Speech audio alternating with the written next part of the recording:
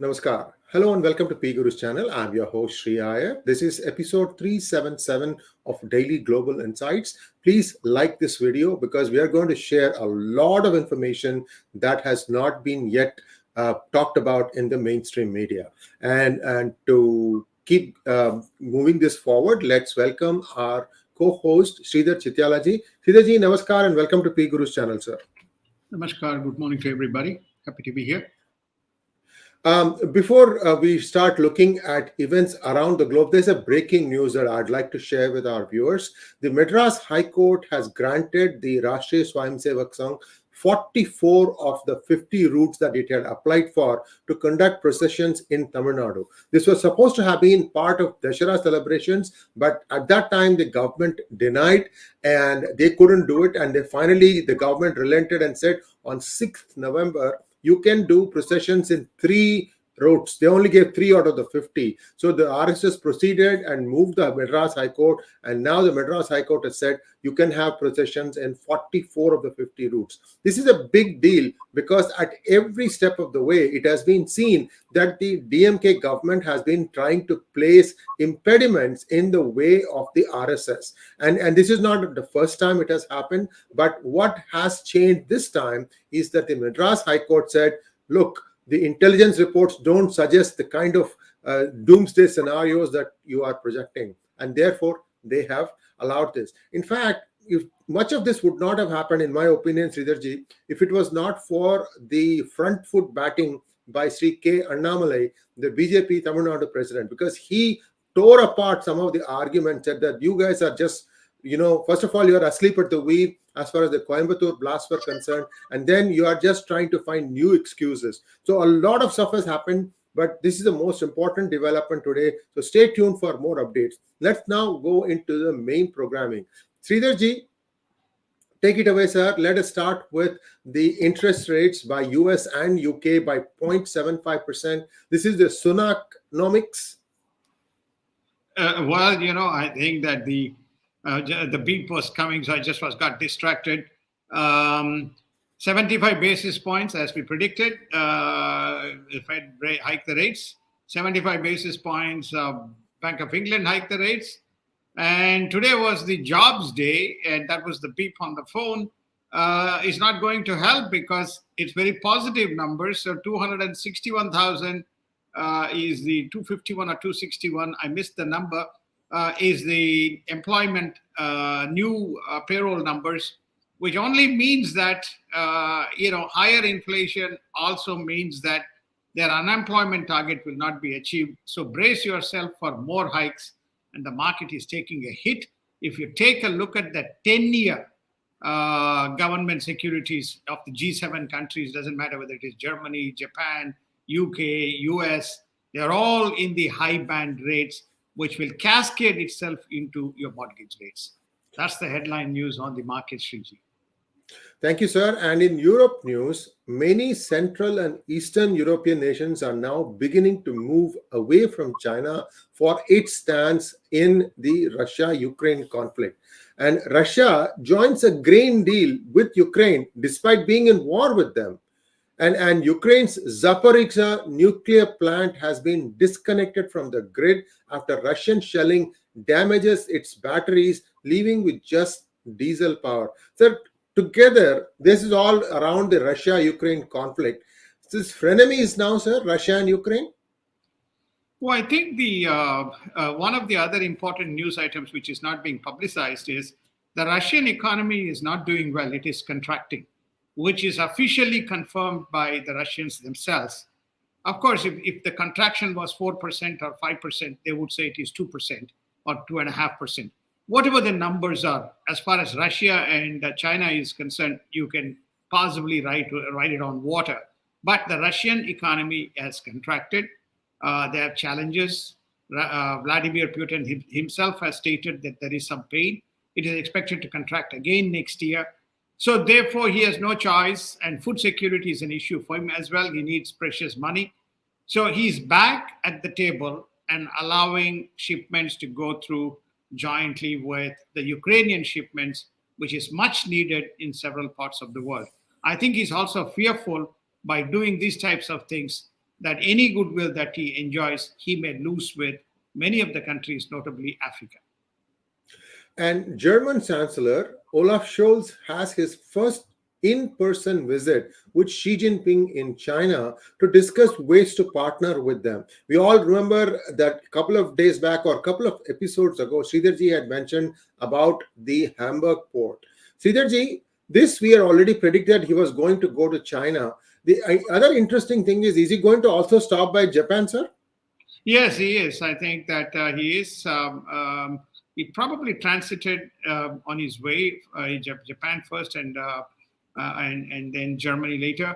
The most important, he was received in the Great Hall by Mr. Xi Jinping. I will now from now on call him Emperor Xi Jinping, and he basically embraced him wholeheartedly, and he said Germany and China are great nations. We have a great history. We must embrace and work together. And there's a lot of geopolitical changes taking place. That was the grandstand of Mr. Xi Jinping. And of course, Mr. Olaf Scholz responded before touching on Russia, Ukraine to say, we can, all these people, climate accord, food security, co-development of businesses, etc. Remember, folks, that Olaf Scholz has much to gain, especially he comes from the Hamburg area, and he collectively represents the interest of the businesses. I'm not sure much of his coalition members support what he is doing in China. And G7 foreign ministers commenced talks in Germany on Ukraine and China policy, with Japan pushing for an Indo-Pacific security. A lot of things happening in this G7 foreign ministers meeting, sir. Is this like a precursor to the G20 that is also happening in Indonesia? Correct. They basically discuss the draft agenda that will be covered. They will also try to see whether they can, ratchet out a kind of a communique statement in preparation. So this will get discussed at the G7, and eventually a communication will come out. Remember, the G20 meeting that occurred in Thailand ended in a disaster, which is effectively nothing came out, because the moment the Russian issue propped up, everybody kind of, began to backpedal, and there was no joint communication. Now, Japan is highlighting the Indo-Pacific security as the topmost agenda item, not even talking about the Russian issue. Well, let's kind of go back, and we have been saying this, where is Quad? Quad is effectively dead. It's just name props up, but it is effectively dead. It's now Indo-Pacific. It's almost like Biden administration has completely washed its hands off. And remember, we used to say that these ships are patrolling. There's another one which went around the Taiwan Strait. There's no more navigation. There's no more patrolling that's happening. We have no idea what's going on. The one piece of news I can say is that has been tweeted, I can't validate, but I have to go by the tweet, that the Chinese vessels, the warships, are being fueled mid-sea by a couple of nations, okay? And because they are in the debt trap. So incidents such as this will not happen if there was Quad navigation, but this is what is going on. Absolutely. And this has been, highlighted by many, that the Chinese ships cannot go farther than about 1,000 miles from their ports, which is from China. But now, with other countries allowing them to fuel mid-ocean, that increases their range. And that is an area of concern. I don't know how Quad is going to respond to that. So we'll have to wait and see how that goes. Now, let's take a look at the United States midterm elections as things are heating up. Sridharji, now the Democrats are drumming up the abortion ruling. But how can you stick that to the Republicans, sir? That was a Supreme Court ruling. No, they're making it as an issue. If you don't select us, then we will come up with a law to redraft and overcome, which will not be contested by Supreme Court. We'll make it into a national law. We'll not allow states to deal with this, etc., etc. So this is an emotive issue. Politics is about emotion. They cannot win on the economics. They cannot win on the crime. And so they are focused. They're pouring money into the campaigns. And even the New York governor and the New York mayor, New York state elections for the representatives, the issue has become abortion rather than crime. We are steeped and inundated with challenges arising from crime. And in Pennsylvania, the Supreme Court has ruled that undated and incorrectly dated votes shall not be counted in the November 8th elections. Sir, does this apply to the rest of the country? No, only to Pennsylvania. Recall again, we covered this during the elections, and there were number of ballots that were dated after November 4th, and some were even dated November 8th, November 9th during the presidential elections, and they all got counted based on the state secretary's ruling, who is considered as the the presiding officer. And the Supreme Court decided not to take up this issue. Now they have Republicans filed and they've taken it up. So they are going to invalidate and simply state that invalid votes as well as post-dated votes or invalid date votes have to be declined, not counted.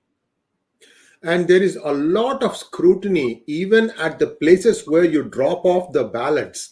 That is, those the people who are voting early, they are trying to make absolutely sure that no hanky-panky happens. This is happening in a couple of swing states. So we'll keep you posted on that. We don't have much details today, but there is a lot of stuff happening. This time they are saying that nobody is going to be able to sneak in votes that could be, under the radar. So let's wait and see. Libertarian candidate Mark Victor drops out of Arizona Senate race and endorses Blake Masters against Mark Kelly, the sitting Democratic candidate. So that is another state, another Senate seat where it could swing the Republican way, because the Libertarian also is going endorsing the Republican. I think that is correct. Right, sir? Blake Masters is the Republican candidate, right? Correct. Blake Masters was in the Trump administration. He was one of the advisors in the Trump committee.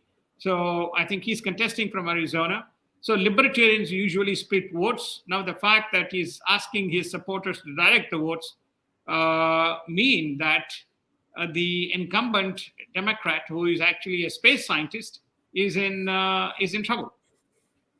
And the Senate races in Arizona, Georgia, Pennsylvania, and Nevada hold control over the outcome of the Senate. We touched upon this in our previous episode. We're going to add some more things. In Pennsylvania, the lead of the Democratic candidate is shrinking in favor of Dr. Mehmet Oz, a Turkish American, I believe. And in Nevada, Republican former Attorney General Adam Laxalt holds less than a 2% point lead over the sitting Democratic candidate, Senator Catherine Cortez Masto. So in Nevada, the Republican is actually sitting on a very slender lead. Same is the case in Georgia, where a former football great, Herschel Walker, holds a 1.6% lead over sitting Democratic candidate, Senator Raphael Warnock. Georgia, to me, is very important. Sridharji, please tell us why Georgia is very important. Georgia is very important because you have two great sisters, the Abrahams. One is the Supreme Court and the other is contesting for mayor. And she has great sway between the sisters. They have great sway. And remember, this is the state which had all kinds of controversy. The all-star game of the football got moved out of Georgia.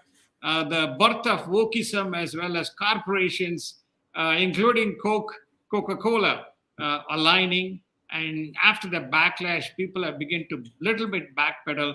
So therefore, I think this state is very important within the context of, not only the swing, but also, to go generally mainstream. Of course, if you happen to be a woke, I'm sorry, I'm giving an opposite view. I'm certainly not a woke, not supportive of the woke agenda, but that's the way. That's why Georgia is very important, because there's governor, there's secretary, there's the Supreme Court justice.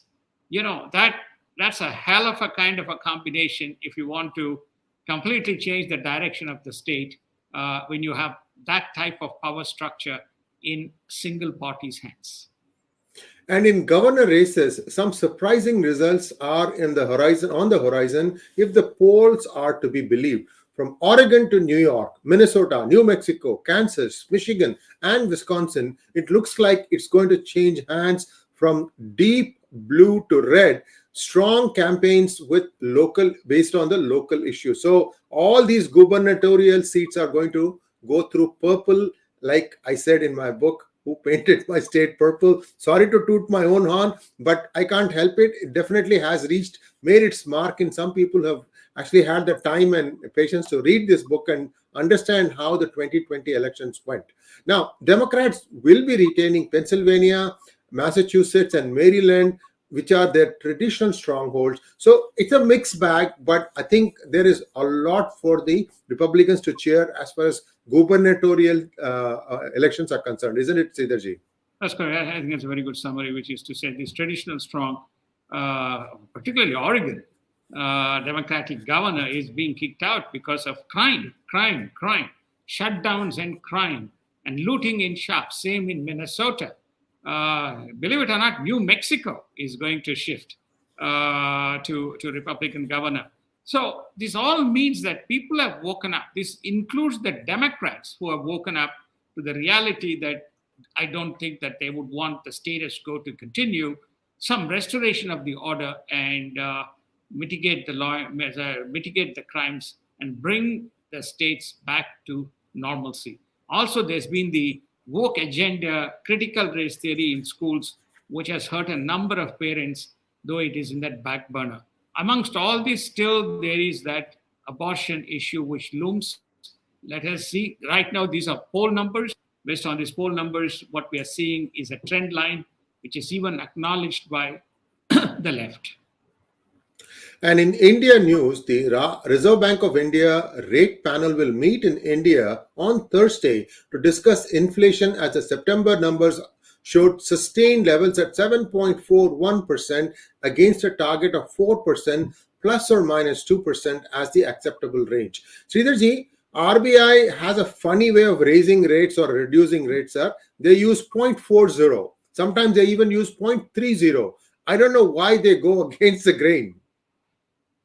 I think you had asked me this question before. I can comment on. I find it odd. The decimal formula. But the most important point is almost for 7 or 8 months. I think India follows March 30, April 1st financial year. So almost for 7 months within their financial year, the rate has been consistently above 7%. Which implies the Monetary Policy Committee or the Rates Committee comes into picture, and they have to submit a report, I believe, to the central government. Their basic inflation handle is 4% plus or minus 2%, so which means you can toggle up to 6%. So they got to do something about it. My view is consistent with other, some of the accommodative governments. They may be a little more flexible, but they will keep a close watch because they do not want this to cascade deep into the economy. So I think we may see a rate hike by December, even in India. Whether it is 0.35 or 0.42, we don't know. But there's probably a rate hike, which looks probably, in my opinion, though I'm not an India expert, in the month of December. And in other news, Indian Finance Minister launches the biggest coal auction of 141 mines, stepping up the capacity of coal production. After Foxconn, now Pegatron establishes the second Apple manufacturing facility for iPhone 14s. I'm assuming this is in India, Sridharji? It is. I think it's also coming up in Bangalore, if I am correct. There's Bangalore, and there's also Chennai, which is likely to have an Apple factory. The fact that these things are shifting from traditionally where it used to be China, and also some of them in Taiwan, is a reflection that there's a relocation happening, fearing dislocation in these regions. Of course, clearly China is a no-no by virtue of the policy that the Biden administration is working on in terms of what is allowed and what is not allowed. And they're likely to stop supply of chips. You remember the very important semiconductor chips not to be shipped to China, which in itself is going to create problems. So if TSMC is making chips let us say in US or in Japan, they cannot ship those chips into China if you want to do business with United States. So these kinds of restrictions are forcing manufacturers to move business. It looks like India is certainly becoming a kind of a winner in some of cherry picking some of these industries. Sridharji, the green energy enthusiasts are going to have nightmares over this tagline: coal is cool. Coal is back. So therefore, so the coal is saying, I am back. You can't stop me. And coal is everywhere. So I think India ignited and, probably went with 131 new mine auctions, everything taken up. So India is saying we can't afford to have 1.3 billion, 1.4 billion people, feeling the heat. First, we'll solve today's problem, then we'll worry about tomorrow's problem. We have multi-protocol energy. We probably will have, move towards this zero emission, but let's deal with the issue. So Indonesia is back in coal. Russia is back.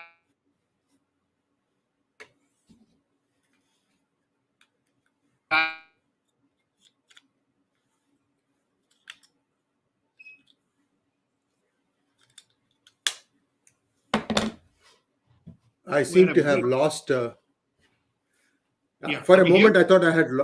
For a moment, I thought I had lost you, Sridharji, but I think you're back. It is something to do with my Bluetooth. It goes off after some time. I can't fix it. I keep anyway. Long story short. Now, the next important thing about India, we have a lot of data coming from the service sector. A lot of good numbers being posted there. Sir, how much of this is real growth, and how much of it is a bounce back from COVID?